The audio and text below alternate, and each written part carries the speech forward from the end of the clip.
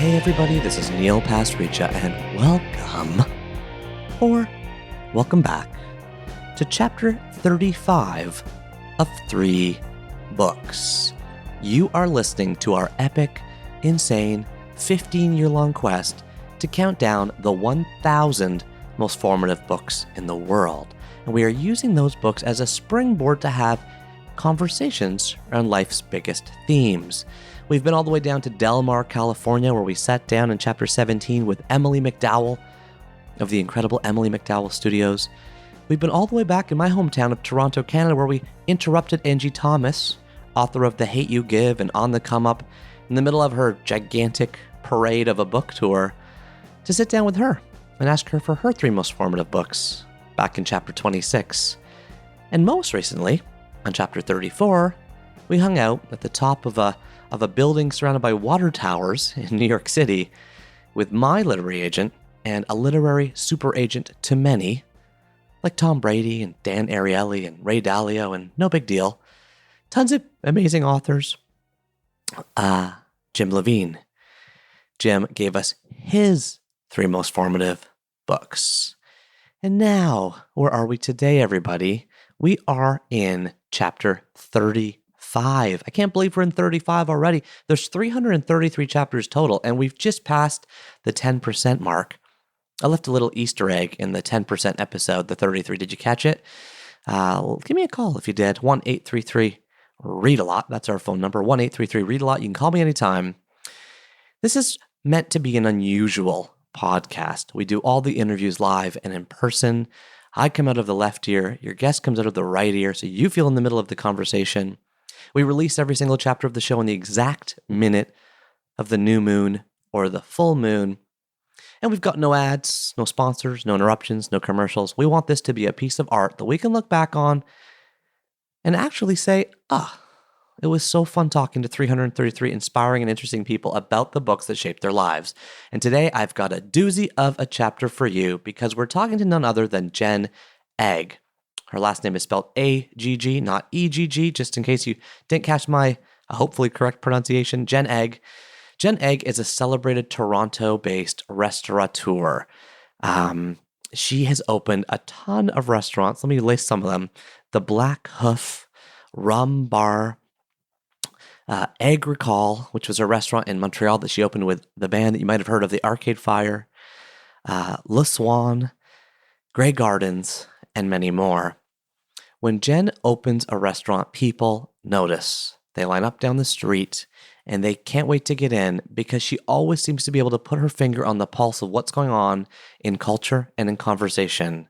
We had this conversation down at her restaurant, Le Swan on Queen Street West in Toronto, Canada. You'll hear us talk about that restaurant as we open up this conversation. And Jen is fascinating to me because she is so confident and provocative. I mean, you just type in her name into Google. Here's the headlines that come up. Jen Agg, Toronto's most loved and loathed restaurateur. Jen Agg doesn't play nice. Bring it on. Jen Agg stands up to restaurant bro culture. Restaurateur Jen Agg talks about her new memoir, I Hear She's a Real Bitch. And you can probably take something away from that title. Of course, that book was a bestseller as soon as it came up, with an Anthony Bourdain quote on the cover saying, whatever Jen Agg says is worth listening to. I agree with Anthony. Whatever Jen Agg says is worth listening to. She talks about whether fussiness is a virtue. We talk about the art of dining alone. We talk about how you can have a healthy marriage with somebody 20 years older than you, as Jen does, and she talks openly about that, and it's beautiful what she shares. We talk about what it's like growing up with one breast, the challenges that means in a culture that is male-dominated, to say the least, but also, as Jen puts it in her own words, guys want tits, plural, and I had one. We talk about what is maybe the best last line in a book of all time, and we talk about what conversation the world might be having after the gender conversation that we're having today. These are just some of the themes we talk about because Jen is, her mind is fascinating. It is spinning a million different plates. She is confident.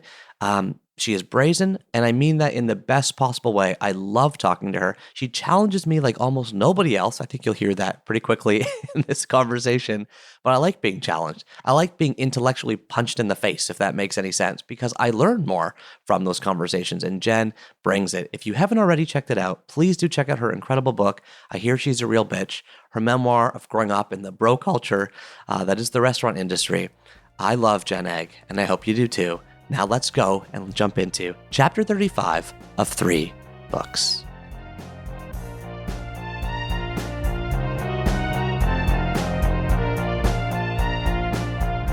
Okay, we're on. Hi, Jen.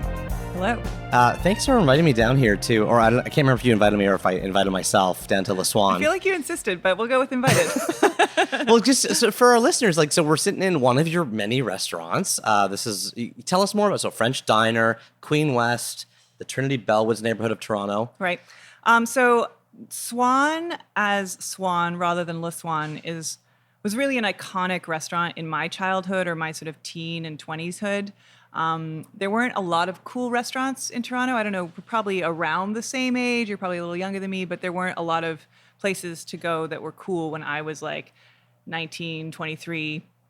And Swan was one of them. And I think it opened somewhere in the mid-90s. I can't remember the exact year.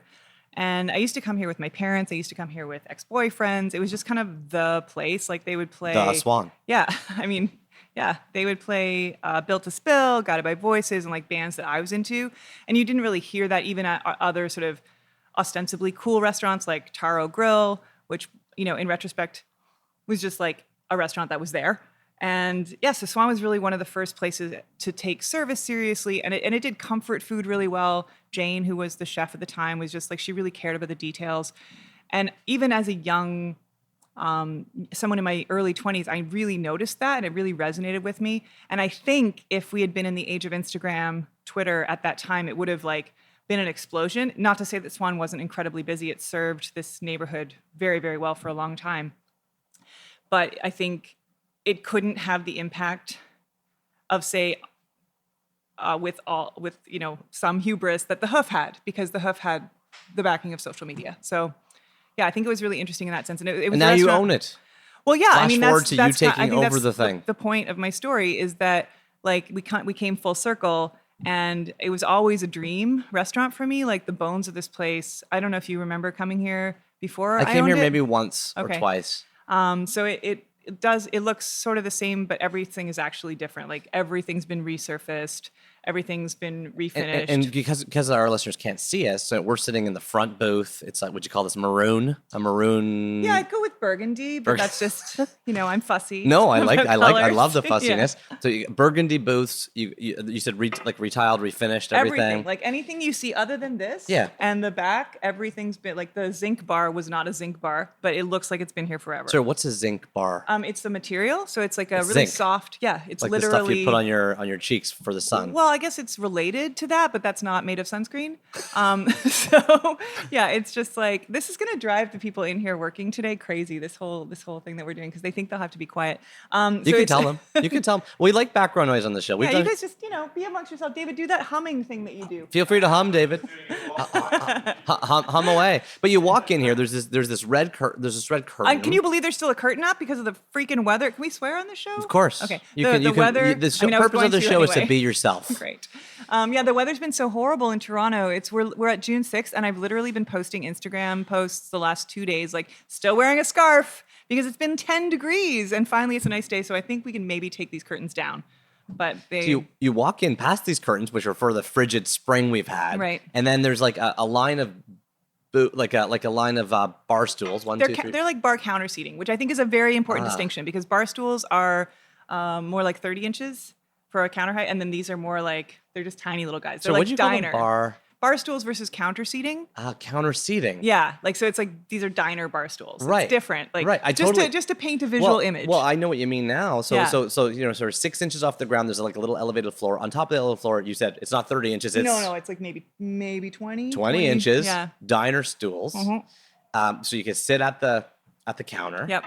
And you also are a really big kind of proponent of bar seatings and counter seating. Like you don't have this inferiority complex at all, like some people do, around sitting at the bar versus sitting in the main restaurant? It's actually one of my service tenets when we're teaching staff how to work here. And once we have the basics down, then we start like, grinding the nuance and just trying to make them the best versions, exactly, the best versions of themselves.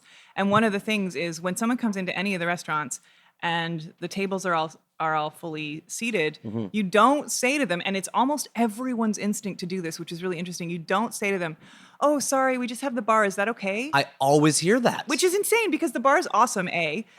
And also we're in the business of like positive reinforcement. Like you don't want to I prefer the bar. Yeah, I do as well. It's way more interactive. You got more social stuff going on. There's more stuff to see. You can still have a conversation. It doesn't disable your conversation at all. Why is this inferior? Where does this come from? I like watching the kitchen if I can. Right. Some places. I think that. Sorry, I lost my train of thought. Let me get inferiority complex. No, I'm just kidding. I think that the thing about it is that it's always been a place to store people as an annex rather than a part of the actual dining room. So most of my restaurants, based on really size issues more than anything else, have had to have the bar like be in the restaurant. And so how do you utilize that? And it shouldn't even be a question of that, since bar seating, as discussed, is for me so much more pleasurable. I love dining alone at the bar. 'Cause? I can just kind of immerse myself in the restaurant experience. And I think that sounds a little pretentious, but it's just, going out. I love going out alone to eat. Not that I don't love dining with my husband or with my friends, but I equally enjoy my own company because I'm vain.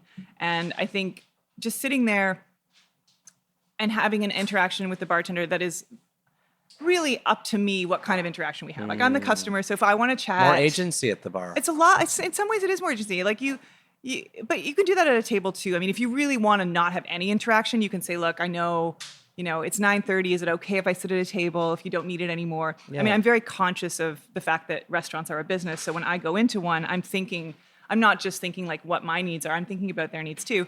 But when I go out and dine alone, I think, you can have a very nice casual conversation with someone you sort of know casually as a bartender.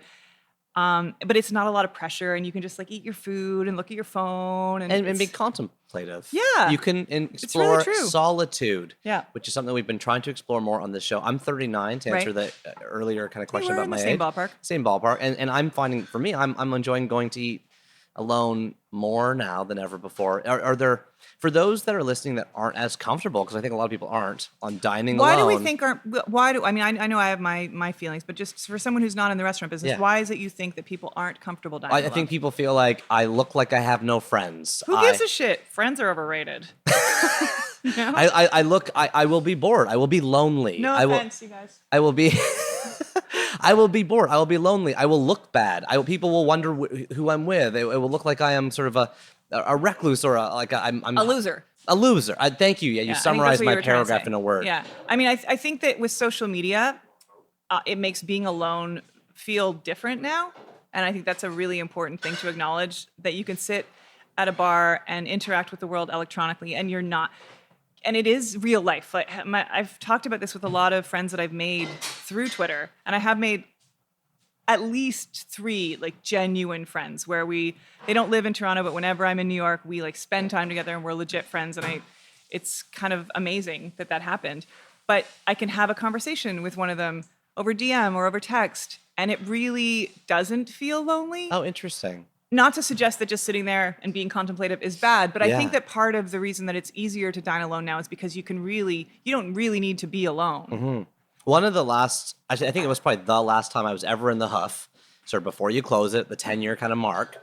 It's this incredibly formative restaurant that I'll talk more about when I record the introduction. There's a woman sitting next to me at the bar. I was there by myself. Right. And she was... Did we make you guys sit beside each other so that we could like maximize our space? We normally do that. Oh, interesting. Single diners beside each other. We're not trying to like set up a matchmaker thing. We just like want to use all the bar stools. That's super smart. And it's, as a single, if you go there on your own, you're looking to chat with another person that's probably there on their own anyway. Maybe, yeah. Anyway, she was reading a giant book like on the bar. She was one of your employees. I discovered after talking to her, and she had no phone. She did not own a phone, or her phone had broken at some previous time. Doesn't have a phone. It broke, and she decided not to replace it because it was so freeing and liberating. Right. And I was like, this woman epitomizes like everything I want to be. Right. Reading a book in a dimly lit bar by themselves with no phone. Like, I loved that. My husband doesn't have a phone. It's so annoying, but I respect it. So what do you do when you need to get a hold of him? Well, he's only ever 3 or 4 places, so like I can easily I know Just his call 3 or 4 schedule places. very well, so I can easily track him down. He's got an iPad because he DJs at Rum Corners, so he's started being a little more receptive to texting on his iPad when he's within Wi-Fi, to the point where I'm like, we really just like, you need to get a phone. Like, it's time, and you need to get a phone before you're too old to learn how to use a phone. Yeah. Because he's 63, so at this point, like, you got to learn now. So that if there's ever a time when you're like walking in the streets and you like, I don't know, your heart hurts or some shit, you need to be able to call 911. Yeah. So this is my concern. Hey, you know what's so interesting? I hope you don't mind me jumping in on this because you just mentioned he's 63. Somehow age has come up a few times. You mentioned we're in the same vintage, and you mentioned in your incredible book, I Hear She's a Real Bitch, which is your memoir with the best title ever. You mentioned many times about dating an older man. Could you just give me because my wife is 6 years younger than me. That doesn't count. No, it doesn't count. But can you open that up for me a bit? Because it's a topic and a theme I know nothing about. Is relationships of a very wide age range. What are they? How do you navigate? I think it's those? often daddy issues. Not the case for me. I happen to have had a really good relationship with my dad. Although I would say that Roland and my father do have many things in common aside from the very obvious thing they don't have in common, which is my dad is super white and Roland is definitely not. Haitian. So right? he's Haitian, yeah. So yeah, I mean, I think in the case of Roland, it's what was that tweet I read the other day? Age gaps are always gross except when it's me or my friends.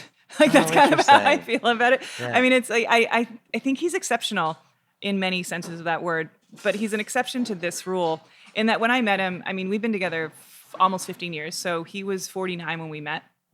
And that didn't seem that much, like it didn't seem like that big a deal when I was 29, although obviously it's a large gap. And I'd already had a marriage and I'd owned a business. So I definitely wasn't a typical 29-year-old. I had some experience, some life experience behind me. Although I feel I still had, much growing up to do, even at that age. And I think I just fell in love with him, and it just didn't matter. I mean, that sounds so trite, but really it's true. Like it's not something that we've talked about the impact of it, or, are we going to have kids? And he handled that so incredibly well, which is how all men should handle it is, if you want kids, if you want a baby, we'll have a baby. Like that's how you handle that. And it turns out that I didn't, but if I had, we would have a kid. And now as he gets older, of course. Why do you say all men should say that? Shouldn't they say what they want? I mean, in this situation, when he's already had children, I have not had children. Gotcha. If you're like 20 years older than your young wife and like, listen, you know what you're getting into here. Like in that particular situation, I think men should be very conscious of that. Okay. Or at the beginning, they should say, listen, I don't want any more kids. Declare up front what you need to want. know that I don't want any more kids for before. Sure. You're talking about being totally truthful, which is a big vibe that you give off at all sense. No, of course. If men don't want kids, of course they should feel free to say that. But this was a very specific situation where my husband had 4 kids already. So, I think ultimately it's becoming, of course, it's a thing where we're both aware of the likelihood that I will have to live my golden years without him. And I mean, that's something we talk about all the time. And it's like, it's sad, but it's also sort of beautiful and romantic that we had like these amazing 35 years together, whatever it is we're going to have. I think it's really funny to be like, what's going to be hilarious is when I die first. So good luck with that. How do you navigate that conversation? And with humor? Yeah. Mostly? That's like so Dave Barry, chapter 9 of 3 books on this show says, you only have 2 ways to cope with the existential dread that we all face in life, which is number 1, religion, or number 2, comedy. Right. Dave Barry, the comedy author, of course, chose comedy, but that's a great way to navigate it because the idea of contemplating the idea that I could be alone for 30 years. Mm-hmm. My wife's grandmother has been a widow, since the I want to say 70s or 80s. Wow. So 30. Has she embraced years. Widow life? Yeah. Hashtag widow life? Yeah. Oh, is that a hashtag? I don't know. You someday. I'm sure it will be trending after this. But thank you for letting me kind of go into that a little bit. I do find that really interesting. And there's been times in my life where I've bumped into somebody, like sat beside them on a plane, and it's a woman that's like 50 years older than me. We have a deep, deep, deep, deep heart-to-heart connection. And I think to myself, like, man, if in another world or life or generation, Like So you that's fell me. in love with the That's 50. me. That's me being ageist, though. Yeah. And this is something you also say in your book. He or she's a real bitch. You say so much of when people say they're not my type is actually closeted racism. Oh, 100%. Yeah, The it's not even idea- that closeted. Okay, so what do you mean when you say that? I mean, I think it's pretty clear. I think if somebody continually says, such and such a person isn't my type, and it turns out that person is always Asian, like that's a thing. I mean, I think it's I think the idea of type is really kind of, it's so wrapped up in what our cultural standards of beauty are and our sort of gender standards and all of these things. So type, I don't really know what that means. All of the people that I've ever dated or loved have been vastly different. They didn't have a common set of values? No, I wouldn't say so. Totally different. I mean, I definitely love find Roland the most, but I mean, Yeah. even like, teen relationships where I thought I was in love. Or, Well, it also maybe speaks to you being super open-minded, I think. yeah, I you think know. most people aren't really. No, I don't think so. Yeah. I don't think so. My wife is white. And when I started dating her name's Leslie, her previous relationship was with an Asian man, and before that, a white guy. And I remember saying to her on one of our earliest dates, a lot of women I was interested in while I was dating just couldn't picture me at the top of the wedding cake. Yeah, that's fucked. Yeah, but true. Yeah, of course it's true, but it's like True but fucked. Yeah, true but fucked. And maybe that's a nice transition to your first book. Thank you so much, Jen, for letting me kind of into your mind a little bit with the 3 most formative books that you've chosen. So embarrassing. No, they're not Well- embarrassing. There's no book shame and no book guilt on this show. We certainly can't start with you. And so I'd love to just tell the listeners like a tiny 30-second overview and then ask you to tell us about your relationship with each one. Okay. Is that okay? And let's bear in mind that I have not reread all of these books. Oh, it's not about I know, the book so I content. was It's about really your like, relationship ugh. with it. Yes. And everyone says that. They're like, oh, well, I'm worried about you. I'm not going to peg you on that. And it's more just to explore the themes that come from the books rather than the Right. book content themselves. I Okay. did reread this one, though, to be fair. This one is Trixie Beldon, #1, The Secret of the Mansion. A sort of blue hardcovery book. It looks around the same sort of type and style as like a Hardy Boys or Nancy Drew book, which of course way cooler. It's way cooler. There's 2 girls on the front holding a lantern, peering through like a broken fence, looking at potentially the secret of the mansion or looking at the mansion. This book was published, this is the amazing thing, in 1948. I know, isn't it crazy? Yeah, by Julie Campbell, who lived from 1908 to 1999 by Random House. And the back says, Trixie can't believe she's stuck in Sleepyside all summer while her lucky brothers are away at camp. Then, a millionaire's daughter moves in next door. A runaway kid hides out nearby. And rumors heat up that the old mansion on the hill is filled with a fortune. Maybe the summer won't be so boring after all. True Jen, facts. Jen, tell us about your relationship with Trixie Beldon, The Secret of the Mansion. Well, I mean, it was, when I was a kid, my parents had a cottage very far north of the city near Mattawa, which is, I think the closest landmark is North Bay. So Up where all the sort of towns that start to rhyme. yeah, exactly. It's like north of Algonquin Park. It's right across from the border of Quebec. It's really very far north. Yes. And my dad built this cottage when I was really young, and we spent a lot of time up there, like weeks and weeks every summer. It was so far to drive that basically once you were up there, you had to stay up for like 2 weeks. How far a drive was like it? 4.5 hours if you Wow. really push it, 5 hours if you like take it a little easy and have like a McDonald's break, which was incredibly rare because my parents never let me eat fast food except on road trips. I just So- love that someone with that puts up the restaurants you do. You also, I presume, still likes McDonald's or no? Oh, McDonald's is amazing. Oh, good, I mean, good, I don't good. eat it Thank all you. the time, but man, I want some nugs. I get some nugs. So I'd have a lot of time. There's no power up there. There was no television. There was propane only and lake swimming, which I still deeply love. I mean, I get really emotional about this cottage. The other week, I looked it up on Google Maps, which I've never done before. And I literally, and this is sort of embarrassing, but I like traced the road with my finger and kind of welled up, like remembering the drive into the cottage. Because they sold it about, I don't know, 5 or 6 years ago. It's just, I miss it so much. So I'd read all the time, and I like went through all the Nancy Drews, and I went through all the Hardy Boys, and then I finally discovered Trixie Beldon, and I was like, well, this is way better. Like, it's not necessarily better in the sense of, like, I understand why the Nancy Drew books are so iconic, but, like, clearly these are 2 lesbians. Oh, the cover photo. Well, yeah, I mean, Trixie's a lesbian. Like that's to me like the thing that's interesting and cool about the book. In every single way that she's described, she's like definitely not like a straight girl. Say more about that. Well, I don't know. I don't want to like. They don't say she's a lesbian. They don't say, but I mean, it's just I think to me like that's definitely the difference in this book is that there's just this underlying note that her relationship with Honey, her best friend's name is Honey. I mean, come on. I didn't pick up on that. Did you read the book? I mean, I read like a good chunk of it and not pick up on it. Yeah, no, I feel like I also think it's a really beautiful thing about female friendship, but there's definitely like a strong love and bond between these two women. Now that you say it, I'm like, and I feel like if we Googled it, there has to be like some sort of lesbian Trixie icon Beldon lesbian. thing. Yeah, let's see. We'll Google it right now. I never did.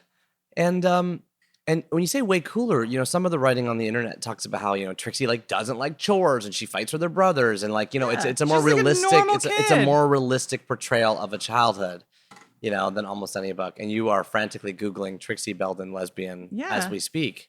So we can get a live update. So many hits. Really? So many hits. What's it say? Subtexts. Like there's just so many. Yeah, well, it's like too much to go into, but there's like clearly, I'm not the first person to have this thought. Written in 1948. Yes, and so that's why I think it's all cloaked in like friendship. And I mean, maybe like it's not. I think the thing is that I identified with the characters of a tomboy, and that's something that I was such a tomboy when I was a kid, and I think to the point where, how do you define tomboy? I mean, can we still say tomboy? Like that's what I'm asking you. You're going to declare this, and I want to kind of get your version of what that means. I think it's actually complicated to talk about now because gender is so complicated. But I think at the time in the 70s and early 80s when I was growing up, I mean, I wanted to like run around and like on dirt bikes and like build forts. And I think lots of young girls want to do that. Yeah. But you're not encouraged to. And more traditionally male. Yeah, and you like you instantly understand as a young girl that's not that there are games and activities for boys and games and activities for girls. And I was very fortunate that my parents never raised an eyebrow about it. Really. Yeah. Like there was a time when a counselor in high school, which I think is hugely inappropriate, brought my mom in and said, "Hey, I think your daughter's a lesbian." No way. Which is insane. Like, can you imagine? It's like brought your mom in. Yeah, to like tell on me for like, and I don't even know, like I don't know where it came from. And I mean, it's not a crazy suggestion, but like the idea that was so upsetting or somehow, reportable. And my mom was so chill about it. Like she was like, "Hey, this is what happened. Like if that's who you are, that's amazing." I was like, "I don't think so." But like, how old are you? I was probably 14. Mm-hmm. And how old are you when you were reading these books? Like 9, 10, like I would have been really young when these are Did you pick up on that lesbianism theme? Probably not. Right, okay. No, probably not. But I just thought it was my mom handled it so well and she was so just kind about it that I was like, "Oh, there's nothing." I never got the idea that there was anything wrong with that or that there was something like wrong with being attracted to women. Mm-hmm. How great that was. It was pretty great. But also I just think these books are probably really special for young girls in that sense. And it's all subtext and wouldn't it be nice if it weren't? But yeah. So they're different and they really connected and I read all of them like over and over and over again at the cottage. The thing I picked out was not the lesbian, which I'm like shot. I flew way over my head clearly. But was the strong feminist voiced in the book? Trixie is a strong character. She communicates. I earmarked a lot of passages. Oh, really? In mine, because I was so impressed with all of these moments in it where she would fight back, or she would, or she would say, "Well, this is not." She was defiant. It's an incredible character to read because you can kind of get pumped up for her as she's sort of like when somebody says something, when her friend Honey says something, she's like, I didn't like the way she said that. Maybe she's trying to pretend to be my friend. Like there's lots of like there's so much nuance. There's all these like doubts and like insecurities and like sort of like complex emotional stuff that's flapping through there. And there wasn't that kind of nuance in the other books of this category. Right. Like Nancy not even Drew, close. Hardy Boys, Not even close. Those are all plot based. Yeah. So it was. I think the psychology stuff is really, really, really interesting. I wish I brought my copy. You're known as a strong feminist, and throughout your book, here she's a real bitch. You refer to yourself as a feminist. Sometimes you say, "God, I'm such a bad feminist," or "I'm a terrible feminist." You comment so much on your feministness. You know, and I picked up this Instagram post that you put up a couple years ago, Jen, and you have this funny line. This is an incomplete list of my flaws. And here's what you say. I can be bombastic, unnecessarily stubborn. I perhaps enjoy the failings of my enemies just a hair too much. So much. I have a healthy ego. I try not to be ruled by it. Very self-righteous. I hold a grudge, but I take sincere apologies really well. Direct, possibly to a fault. Sometimes I drink too much. Have definitely made fun of resumes, but haven't we all? I don't suffer fools, but is that even a flaw? I can be dismissive and brusque like a cold wind. Too much eye rolling, way too much. I don't just burn bridges, I put their ashes through the wood chipper and douse it all in acid. Just gonna keep adding to this as more flaws spring to mind. I just love your voice. Oh. Like, that was something that you put online publicly, and it does not seem out of character for you based on your kind of Twitter feed, your memoir. This is a character who has a voice. It's harder and harder to maintain and preserve a strong voice in the world today. The world is always conspiring to smooth us over, make us more vanilla, keep us well-rounded. So talk to me a little bit about voice, how you have managed to maintain the strength and passion in yours. It's huge conviction. Well, first of all, by not thinking about it like that, about managing to. Okay. I don't manage to do anything. I really do just off the cuff say what I'm thinking. I don't edit myself too strongly, and it's not. There's so much authenticity on the internet, and I don't ever want to be a part of that. I'm not trying to show people my authentic self to sell something. I think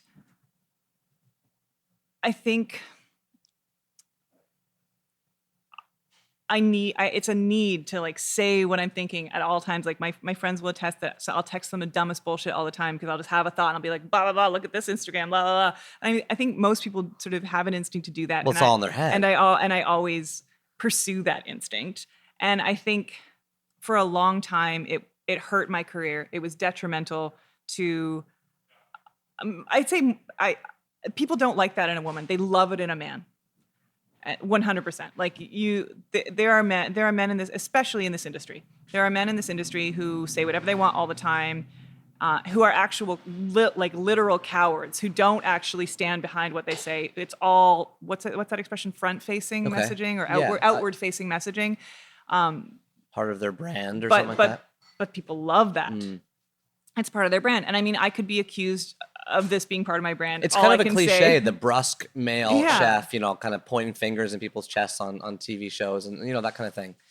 Yeah, it's gross. And I could be accused of this being part of my brand. And I mean, it's hard to separate that because I guess it is in some ways, but not by design. So I like that you disagreed with me straight up front about like you don't think about it from a voice perspective. But how is it possible that you said hurt my career? How is it possible all the blowback you've got for that has not affected your voice at all? Because I really have a thick skin.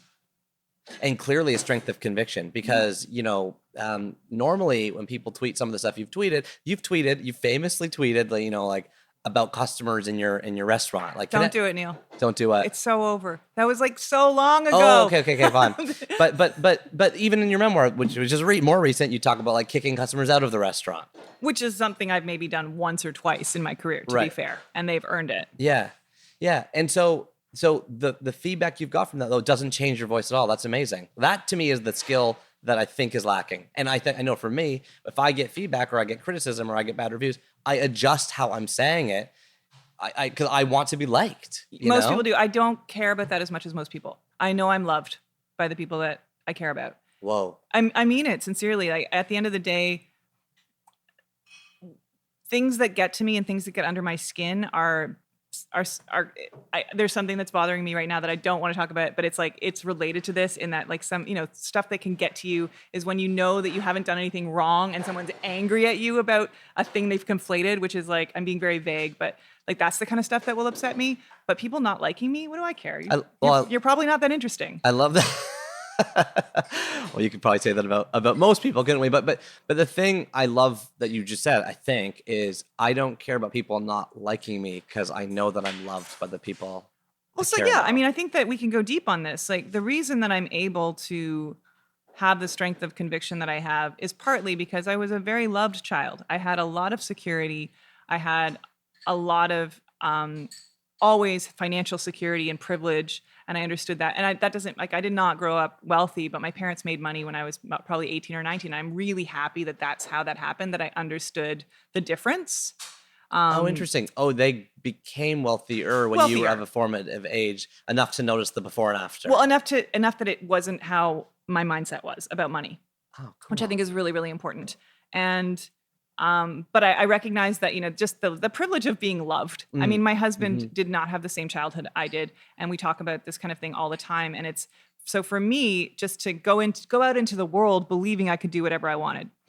That's part one. Part two, try being born with one tit and growing up as a teenager and going through all of that with boys who only care about tits, plural. That's all you are, is your tits with like a body attached to it. And you're going to develop a fairly thick skin about what people think about you.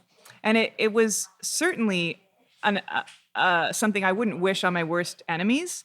But I also think, and I want to skip ahead. Guys, do you guys mind going downstairs with it? Sorry, it's kind of loud. Oh, I'm fine with it. Are you sure? Yeah. Okay. I'm fine with it. I love the background noise. Are you sure? Yeah. Okay. I'm totally sure. So don't do it for me. Okay. All right. Never mind. Yeah. It's not bothering me at all. Okay. So like, try growing up with one tip, and you talk in your memoir. I know where I was. Okay. I'm trying to help place you, but you talk in your memoir about how you had this. Because I want to just contextualize for the listener who does not know you. Right. You talk in your memoir about how you had a rare syndrome. Yeah, it's called Poland syndrome, and so it was just my mom, God bless her, she was a wonderful mother, as discussed, but she didn't know how to deal with it. And there were times when, like I'd be wearing a bathing suit and she would have like taken some nylons, bunched them in a ball and like sewn it up and you could see the thread. And I was just like, Mom, come on, this is not helping. Like you have to find a professional to and finally she did. But like those sorts of things, like they mark you. And yeah. So you grew up, but you didn't know, you didn't know you had this till you were a teenager?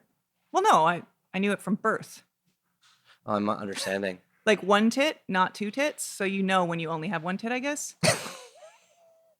Okay. And that other people have two? You didn't say in the book when it was like made known to you. You know what I mean? Like so I have one testicle and I did not know. Not the same. Not the same. Please do not. I'm not trying to compare body parts. It does sound like you are.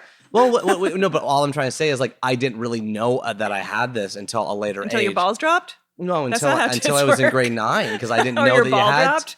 You're saying the tits thing is like way more front and center. Everyone. Well, yeah, you just didn't have it when you were born. Yeah. And your parents would be like, oh, there's only one of those. Right. And the doctor was like, there's only one of those. Right. So it's very obvious. So I knew, I mean, it didn't affect me until I was a teenager. But what it helped you build, if I'm hearing correctly, is that thicker skin. Sure. Yeah. That sort of musculature in your psyche, in your personality. And I think talking about that stuff, talking about that stuff openly, and part of the idea of being so open is that if I give you all the ammunition, it turns it into feathers. Like, what are you going to, if I've already identified all of my flaws for you, good luck finding them. I'm very self-aware. I know what I'm about. So it's also protective as well in a strange way to be so open. Wow, that's interesting. Can you open that up for me a bit? It's protective. I like this because this is like a great place to lean into as a person for me, and I think for a lot of us, lean into sharing your flaws more openly because it protects you. You disarm anyone who could use them. Exactly, that's exactly correct. I mean, I don't know how to go deeper. I just like listening to you. So I'm like, whenever I say go deeper, and for anyone listening, it's like, all I'm trying to say is like, keep the sentence going because I like what you're saying. I think it's an interesting thread to pull. I mean, but I don't know how much more concisely we can make it. Well, you said I was loved. Okay. Yeah. Then you said I grew up with one tit. Yep. Your words. And then were you going to say more on what developed this? Well, I think, I mean, because I think also maturing as a person. So, owning a business in my 20s, having a marriage go sideways, meeting someone and falling in love with them and having that be a complicated road to actually a settled relationship, because divorce, his ex-wife, adding and filing for bankruptcy, all of that stuff. He has kids. Like, how do we negotiate this? It was very complicated for the first couple of years, and then finally settling into a life, and then opening a restaurant and having that. So going through all of this stuff to get me to now, I'm 43 now. I think that I've existed as somebody who's been open about so much for so long that it doesn't feel like it feels like the only way to live. Like it feels like that's the only way to breathe, the only way to live is to be like that. Yeah. And so I think all of those things combined, and having a husband who's very supportive, who never, who certainly will, like, if he doesn't agree with something I'm doing, we'll talk about it. But Yeah. for the most part, I don't think that many men would be super chill about how I am and how strong I am. And it's because he's so strong that we are able to meet in the middle. Wow, that's interesting. And also, I'm curious, as someone who's trying to be more open in my own life, if you ever have, not regret, but do you ever think, oh, I got to pull back on privacy a little bit more, or I want to close, you have a new drawing of yourself in your book. My husband drew it, yeah. Your husband drew it, right? A beautiful painting, I guess? It's a drawing. A drawing, Yeah. right, of yourself in your book, right? That is something I would not be comfortable doing, right? It was his idea, because I wanted him to draw my portrait. And I don't know if I tell this story in the book or somewhere. I think I do, but I wanted him to draw my portrait. And then, he was like, you know what? No, I want to do a nude. And I just thought it was so cool. And I was like, yeah, why not? Like, because he's so not a prude, which most people are pretty prudish. Not every person, but a lot of people are really, especially in this culture. How do you define prudish so I can... About sex, people are... But what do you mean prudish? What does prudish mean? Offended by nudity. Oh, interesting. For one thing, Okay. and then a whole litany of other things. Okay. And talking about sex averse. Yeah, sort of. just uncomfortable. Sex makes people uncomfortable, and the reason sex makes people uncomfortable is because of how culture has made sex, where it's like it's all has to be hidden away. It's okay to have guns, but not boobs. Like Instagram, you still can't have a nipple on Instagram. Like it's bananas to me, bananas, and it does way more harm than good.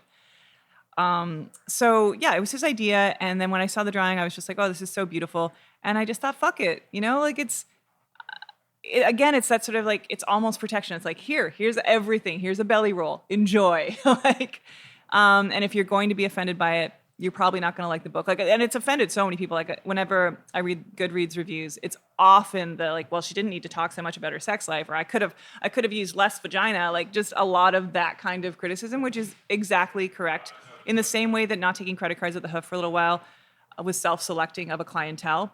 I feel like my book, having a lot of sex in it, is self-selecting of the right reader. What was the reason you didn't take credit cards? I had bad credit, so we couldn't. So we took debit and cash for a really long time. And what kind of customer did not come in? I just mean like you really had to want to be there. Right. I don't mean everyone that has a credit card is a douchebag. I have a credit card, but I'm saying like there's a certain kind of person who wouldn't jump the hoop. Like there was a food critic at the time at Toronto Life. What's his fucking name? I can't remember because literally he's so irrelevant. I can't remember his name, but he refused. I heard through back channels much later that he refused to dine at the most exciting restaurant, arguably in the city at the time, because we didn't take reservations and we didn't take credit cards, and he just wouldn't. Right. And like to your point, that helps smallify the circle of people you are appealing to, but potentially intensify the connection. Yeah, maybe. Yeah, and that's like it getters only. It getters. Yeah. I love that word. Okay. We can keep going down this path, but why don't we take a chance now and transition to your second book? Sure. Which is The Sun Also Rises by Ernest Hemingway. Can't help it. Sorry, feminists. I love Hemingway. Oh, you're apologizing. Okay, well, we'll get into that. Sarcastically apologizing. This is the most popular of Ernest Hemingway's books. The Sun Also Rises is an elegant showcase for his powerful prose, memorable characters, and biting social commentary on love and society post-World War II. Following American and British expats from the lights of Paris to the bloody bullfights of Pamplona, The Sun Also Rises tells the haunting story of Jake Barnes and Lady Brett Ashley, inextricably in love with each other despite Jake's devastating war wounds and Brett's entanglements with a bankrupt English noble and a flamboyant Spanish bullfighter. Published in 1926, wow, almost 100 years old, The Sun Also Rises captures the moral and spiritual decay endemic to Europe in the post-war period and the resiliency that has allowed the lost generations to rebuild their lives. I'm so basic. I picked the most popular Hemingway. Oh, interesting. That was your That's reaction. what you said. No, I know that's what I said, but that was interesting that was your reaction. I was about to say, tell us about your relationship. No. I mean, I just love. You're not basic. There's nothing basic about it. I just love this book. It's got one of the greatest last lines maybe in the history of novels. Isn't it pretty to think so? It's a really, I don't remember the rest of it. Oh, it's also, this is the book I top. handed you was actually 2 books. It's actually The Old Man and the Sea. So you're like, where's they put 2 books that's together. That's insane. I know, because I guess they're out of copyright or something. Oh so. my God, that's so crazy. Yeah, Let's try and find the end here, which is very difficult because it's got these in and out pages that all the cool books have now. Oh yeah, by in and out pages you mean like the ones that look like they're like ripped. And it's really hard to like, oh, there it is. Okay. Yeah, read the last paragraph for us. Oh, Jake, Brett said, we could have had such a damned good time together. Ahead was a mounted policeman in khaki directing traffic. He raised his baton. The car slowed suddenly, pressing Brett against me. Yes, I said. Isn't it pretty to think so? I mean, come on, shivers. It's gorgeous. It's a beautiful way to end a book. I think his devastating war wounds were dick related or balls related. I feel like that's. Did you read? Yeah. Do you remember? I mean, they never come out and say it. Related. It was definitely that zone in the related, and that's why they couldn't be together because he couldn't fuck her. That's what this book is about. But tell me, it's always about their dicks. Tell me. Have you met men? I am one. Tell me about your relationship with it. When did you read it? What age? Why? How did it get put into your hands? What did it do for you? Did it alter a value or grow something inside yourself? The reason that I chose this book is because I think it's important to acknowledge why I read it and how it got in my hands. So it's kind of a great question. It was what all the dudes were reading. That at the time, you know, you're so socialized to like compete with women for men's attention and to kind of hate women and believe you want to be on the winning team, and the winning team is men. And that certainly was me as a teenager and into my 20s and beyond. Maybe it took a long time to unlearn that stuff, and it's so embarrassing. But it was so hard. It was like I had women friends for sure, but it was, for me, it was like boys were where it was at, and that's kind of not my fault, but I wish I'd untangled it sooner. And so all of my male friends were reading this book because obviously Hemingway's deep misogyny appealed to them. And I don't remember noticing it in this book, and I haven't done a reread. I'm sure it's there. But that's how it got in my hands, was that it was what the guys were reading. I was 15 or so, 14. And I was blown away by the writing style. I mean, who wouldn't be? He's really good at writing the spare sentences, the letting... Powerful prose. Yeah, it's so powerful. So, I mean, that I really... And I just fell in love with it, and I read it a lot of times for probably 10 years. And I, even to the point of getting a really terrible tattoo. Oh. I have one tattoo, and it's a sun. It's on I have a scar from a motorcycle accident, which sounds way cooler than it actually was. Like, it was a dirt bike at my cottage. My brother was on the back of it. And that does sound cool. Well, I mean, it's not a cool. We had to turn around to come back, and we were just in like some tall grass, and I felt myself lose control of the bike, and I was like, Jonathan, jump, which was like nice that I was like aware, and he did, and then it landed, and then my leg went on the muffler, and I just got this perfect like dimpled muffler scar in the shape, which was so much cooler than the tattoo I chose to cover it with. I was 18, and I took a train out with a friend to Vancouver, which was so fun, the train ride. And then I kind of just like, I think we had a fight, and I just like abandoned her for a month and spent a month on Wreck Beach just being an asshole. And I got a tattoo. Wreck Beach, one of the things that we did together. Famous nude beach in Vancouver. One of the things that we did together was get tattoos. And she got, I think hers said, literally, isn't it pretty to think so, in an anklet, which I'm kind of glad I did not go for that. But I went for a sun, like in the style of like what hippies get, it was just in black ink, because I was sort of a hippie at that age. And I got it covering my motorcycle scar, and it's a hugely on your leg. On my leg, it's a hugely regrettable tattoo. Like, it's not great. It's not well done. I could definitely afford to have it removed, but I kind of refuse to, because I'm like, I want to remember what a dummy I was at 18. Oh, interesting. But it was in honor of this book, not in honor of my hippiedom.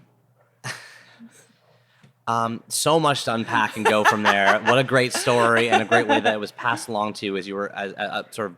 So now, first off, how does one uncover what you call and refer to as deep misogyny? I know what the definition of misogyny is. I think you call deep, which I think I understand. Well, I want to understand what that means and how one uncovers that. You have a very strong, positively feminist point of view. I want to help me learn I just from you. Remembered I'm wearing these fake eyelashes from a photo shoot the other day because they use really strong glue, and they didn't. You're wearing fake eyelashes right now? Yeah, can't you tell? They're insane. Like, But they last for days. Well, they don't normally. I just pull them off at the end of the night after the shoot. But I guess this makeup artist used like very strong glue, and I didn't want to like rub makeup remover on my eyes. And also, I'm just gonna roll with like awesome eyelashes until they just start falling off. But I realized it probably looks insane in sunlight. So yeah, I mean, deep misogyny. I'm gonna just make this up as I go along. But for me, misogyny is kind of everywhere, and everyone kind of has it. But that deep misogyny is kind of underneath. What do you mean everywhere and everyone kind of has it? I think we all do. I mean, I think it's like a thing you just grow up with in this culture. You can believe that you're a feminist and you can be a friend to women, but it's just simmering under the surface. Like I don't think, I think we all do our best, especially now, to be better about it. And it's really nice that there's a real conversation around it. But for the most part, like it's just the water we swim in. Really? Like everyone, everywhere is misogynistic? Is that what you're saying? I mean, I don't feel like I want to be cornered like that, but it's sort of what I'm saying. Yeah, like there's just a level of misogyny. It's patriarchy. It's around us. It doesn't mean that we all like don't try to fight it, or the best people don't try to like exist outside that. But yeah, I mean, just the same way I believe that that kind of racism exists everywhere. And that phrase is great. That water we swim in. Yeah. The implication being, if you're fish in water, you can't. What's water, right? Yeah. Like that whole thing. Exactly. So then, deep misogyny is just the unconscious awareness. That so many men, especially like liberal feminist men, have, and they believe they are our allies, and they believe they love women. So let's use me as an example. I want to unpack this for myself. I don't think we should use you as an example because I don't know you well enough to and I don't think that's fair. If you want to. I think you could help me and help listeners, like those wanting to not be a misogynist. What are the pathways to that? You just have to respect women and believe women to be your equals. Like it really is that simple. So say I believe I do. Yeah, a lot of men do. A lot of men believe that. And yet, ... Here we are with this where women aren't, where abortion rights are being attacked in America. And make no mistake, we are not separated from that here in Canada. Absolutely not. I don't believe that for a second. I mean, Roe v. Wade being under attack like this is terrifying, and men aren't scared about it, and they should be. And it's upsetting. It's a great example. Other things in society happening right now that you would point to and say, like, hey, Neil, blind as you may be, look at these big, gigantic, obvious signs. That's the most obvious one. That's a great one, and it's such a great present topic that's happening right now in the world. I think in terms of I can use my life and my career as an example. Like as a man, I would have a totally different. I would be like at the literal top of my game. I'm at the top of my game in this country, but as a man, I would be at the top of my game, 100%. How do you define that? Top of your game? Yeah. You're talking like the celeb chef TV shows? No, but I don't want to do that. Yeah, I don't want that, but that's what the course would have been. It would have been easy. I would have had a totally different path. And I'm glad that I don't have that. But this is like my favorite story. I've told it so many times, but it's like just as a teen when you're like you're joking around with your friends and your jokes aren't landing, and then like dudes are telling the same joke except a less good version of it, and their jokes land, and you instantly realize that your value is not to be smart or to be funny. Your value is to be a cheerleader with tits. Like and you start to understand that. Mm-hmm. Yeah, you start to understand that at a very young age, and it's demoralizing, and it causes women to not necessarily bond together. And I think it's different now with kids, and I am so hopeful about 20-year-olds who aren't going through the same things that I went through. And I'm like so excited to see what kind of people they grew up to be, because they grew up in a different world. And the world is also created by their parents and the things that their parents talk to them about. So I'm a parent. I have 3 young boys, 5 and under. That's a lot. Yeah, it's a lot of boys. Well, give me some ingredient. Some how to help raise. I mean, I think just not sort of like I think it's a little sometimes more challenging when you have only like when you have a few of one gender, because there's no kind of comparison. But one sex. And I'm also not a parent, so I can't really give parenting advice. But I mean, if I were, I would probably be really careful about gender norms. And that would be the one thing that I would just be very aware of. Like, it wouldn't be if my kid wanted a Barbie. Mm-hmm. You can have a fucking Barbie. My 3-year-old wore a dress last weekend to a birthday party, and it's fine. Yeah, of course. So I think those kind of things are a nice starting point. Just the idea of, but at the same time, men and women are different, and it's okay that men and women are different. So I think that's the next conversation, which I don't think we're quite ready for, because we haven't gained enough to be ready for that conversation yet. So I might be there in my head, But like, if I start having that conversation, I'll get Barry Weist, or what that. So I don't know what you're talking That about. New York Times columnist that everyone loves to hate because she's usually wrong. But like, I don't want to have. Oh, you're talking like in this Me Too movement, there have been people that have come out and said publicly, yes, I very, very much support the Me Too movement. However, I'd also like to point out that like we don't want to dismantle sort of like some of the inherent differences between like the pursuit of the nuance. of love, and then those people get kind of slammed and buried as like, you know, not feminist with us. enough. Yeah. And I mean, so I don't want, I mean, I that's a thing where I'd be like, those are conversations that I have with my really smart women friends. And we all agree that like, there's a lot of nuance here, but it's okay that we're not unpacking the nuance yet because we haven't won enough gains yet. Thank you. That's what I think. I think what you think is really interesting. And that's why I'm so interested to talk to you. Can we move over to your third book? Sure. And keep the conversation flowing and going as it is so easy with you. You're a great conversationalist. Oh, thank you. That's very kind. You as well. Oh, well, I try, but it's hard to keep up, but I'm trying. So your third and final book is A Prayer for Owen Meany, a novel by John Irving. Such a good one. Written in 1989. The back says, it's a blue cover with orange font. I mean, that's a reprint. But yeah, it's a reprint. I don't know what the original cover looks like. It's perfect. It's like it's like got the tombstone on it, and it's green, and I can picture that now. Yeah. It's like classic embossed tombstone. Yeah. The back says, John Irving's A Prayer for Owen Meany is the inspiring modern classic that introduced two of the author's most unforgettable characters, boys bonded forever in childhood: the stunted Owen Meany, whose life is touched by God, and the orphaned Johnny Wheelwright, whose life is touched by Owen. From the accident that links them to the mystery that follows them and the martyrdom that parts them, the events of their lives form a tapestry of fate and faith in a novel that is Irving at his irresistible best.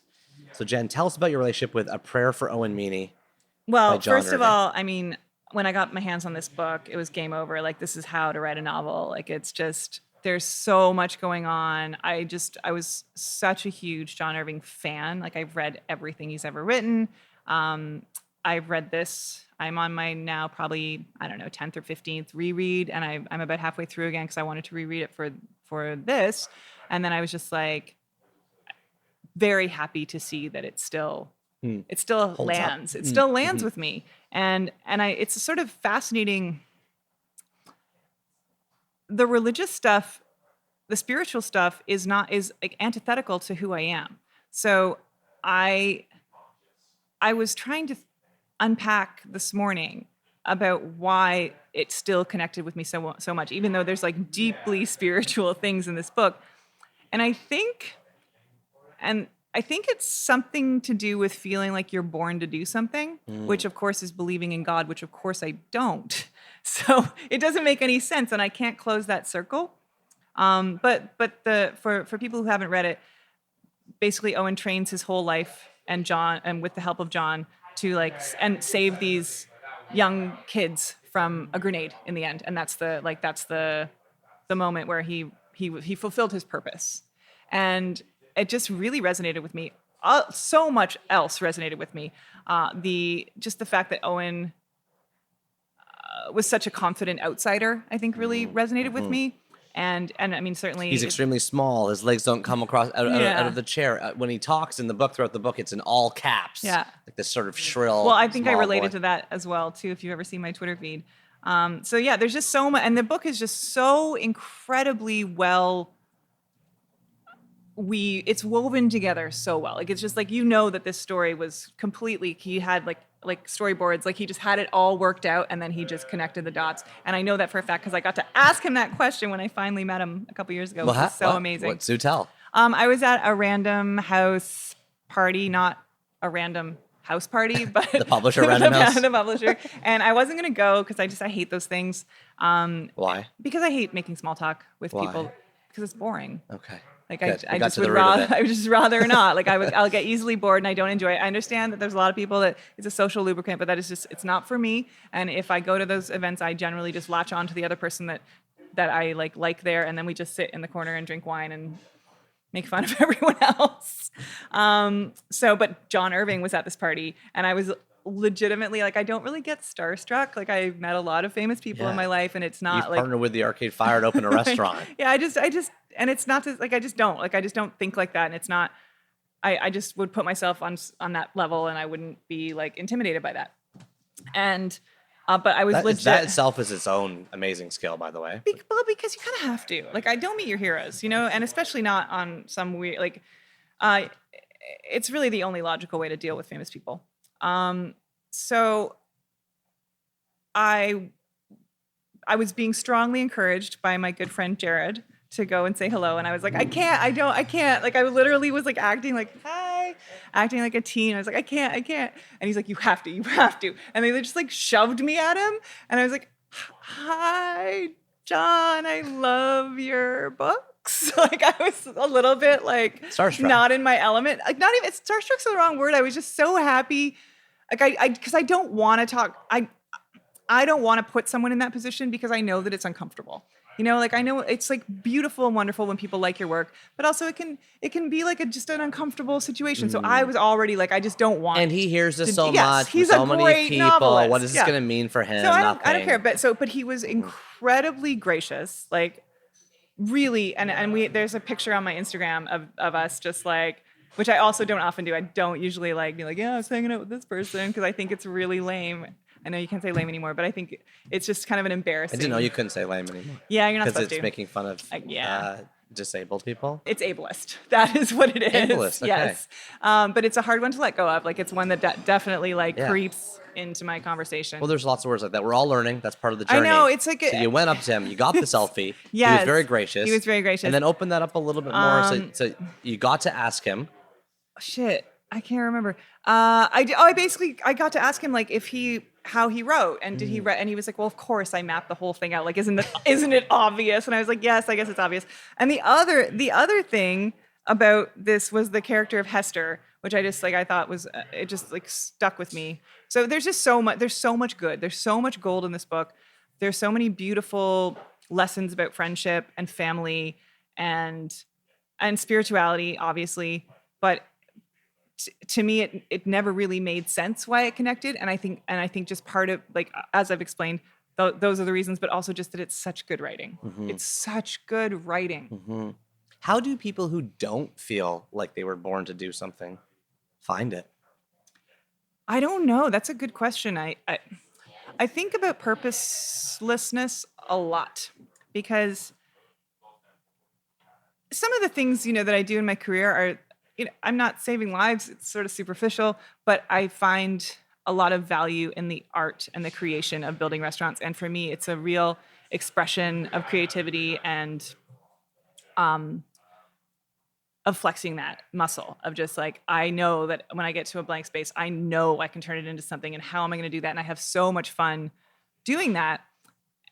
But I ultimately feel that this is a very sort of embarrassing thing to say because it sounds so arrogant, but I feel like my purpose really is to be a voice and a leader in feminism, and to help younger women not have to go through what I went through, and to try and like crack that door open a little more. And I know, and this is like the really sad part, is that I know in my lifetime it will not change enough to satisfy me. I'm fully certain of that. But when I got to the door, it was cracked a couple inches by all of the work by feminists before me. So if I can just crack it a couple more inches, eventually it's going to be easy to just breeze on through. Thank you so much for your time today. You're welcome. It was easy.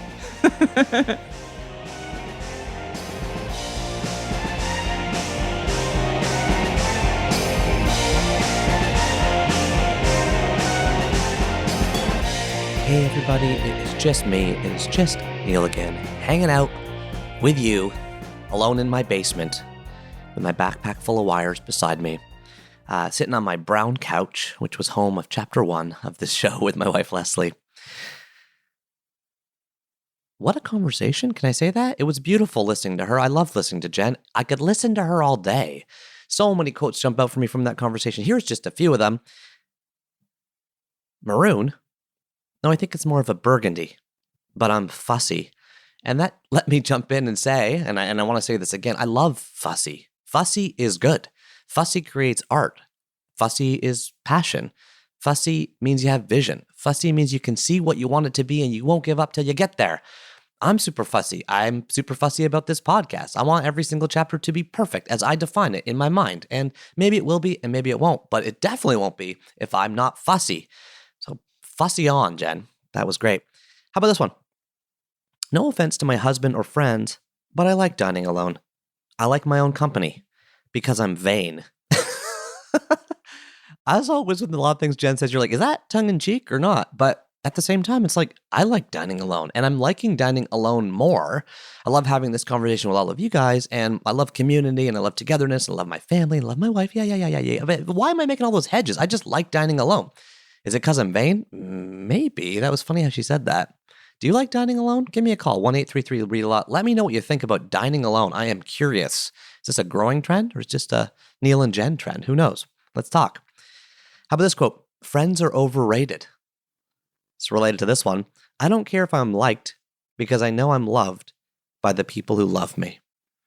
And that is beautiful. And I love hearing that. If you're listening to the show, I love you. And if you call and tell me you love me, thank you. There's a lot of love that goes around in this show, and I really appreciate it. But that is just beautiful. Who cares if I'm liked? The people who love me. Beautiful. Thanks, Jen. And how about this one? This one I thought was really powerful, and something I didn't intuitively grasp from her from following Jen for years. She says, the reason I'm able to have the strength of conviction I've had is because I was really loved as a child. That one hit me pretty hard because Leslie and I are trying to be better parents always. I will yell at my kid and I will feel terrible about it for a day or two or more. When my older son hits my younger son, I will get angry at him when I should just bring him in lovingly and help him coach him on how to channel that anger and how to feel love even through that anger and how to take care of his younger brother. And I mean, I'm trying to grow as a parent. There's going to be some more parenting conversations as the show goes on for sure, because I'm trying to learn and get better. But how intuitively obvious is that? Maybe, as she puts it, Jen's so successful and so confident as an artist and as a creator and as a restaurateur, partly because of how much unending and infinite love she received as a child. Thank you so much to Jen Agg, the incredible Jen Agg, for giving us number 900, Trixie, Beldon, and the Secret of the Mansion by Julie Campbell Tatham. And number 9, sorry, not 9, I'm so used to saying 9. She gave us number 899, The Sun Also Rises by Ernest Hemingway. And number 898, A Prayer for Owen Meany by John Irving. And at the time I am recording this, I can just see on Twitter that Jen has just retweeted and shared a passionate op-ed written by John Irving in the New York Times against the sort of anti-abortion crusade that's happening. So we will put that op-ed in the show notes as well, because I think it's relevant and related to the conversation. So, guys, we just passed number 900. We have got 10%. I'm using percentages a lot today. We've got 10% of the way through the books. That makes sense. 10% of the way through the podcast, 10% of the way through the books. We're in the second batch of hundreds, the 800s. Hopefully I don't mess it up and call it 900 too much. Jen Agg, you are beautiful. You are lovely. You're making great art. You're making great restaurants. Thank you so much for coming on 3 Books. And now, if you hung in there over the last 3 seconds of just dead silence, you've made it back to the end of the podcast club. Yes, this is the club where I talk directly to you. You talk directly to me. You leave me your messages, your letters, your voicemails, and let's start off as we always do by going to the phones. Neil, hey, it's Gavin from Longmont, Colorado. I just left too long a voicemail, so I'm going to cut this one short. I first heard about you on, let's see, it's been a long trip to get here, but I started with Raptitude and reading those blogs. It somehow got me to the One You Feed podcast, and I started listening to that on the way to work every day. I've got about a 35-minute drive, so it was perfect. Helped me through some difficult times. I listened to a show that you were on that podcast, and you mentioned this podcast. And kind of through the course of that, A buddy of mine bought The Happiness Equation, sent it my way. I read it as well. And I've been enjoying these podcasts that this 3 books that you're doing. I've actually bought books that have been recommended, gone to the library and picked them up. It's been great. I was in the airport the other day and actually bought The Subtle Art of with Mark Manson's book. So great stuff. I really appreciate what you're doing. It's getting me into a hole of thinking on my way to work and on my way home. And if I could leave you with one thing, I just came full circle on a book that was very formative when I was a kid. It's actually a comic book called ElfQuest by Wendy and Richard Meany. And I just read it with my son after a 40-year production run of this series. And now he has it in his life. And just some of the ideas in there, some of the philosophy are fantastic. So I would highly recommend that. Thanks for all you do. And I appreciate you just being out there and, having great conversations and bringing them all to us. So take care, and looking forward to the next podcast in about a few weeks or so. Thanks, Neil. Bye. Thank you so much to Gavin from Longmont, Colorado. Longmont, Colorado? Where is that? You're probably wondering too.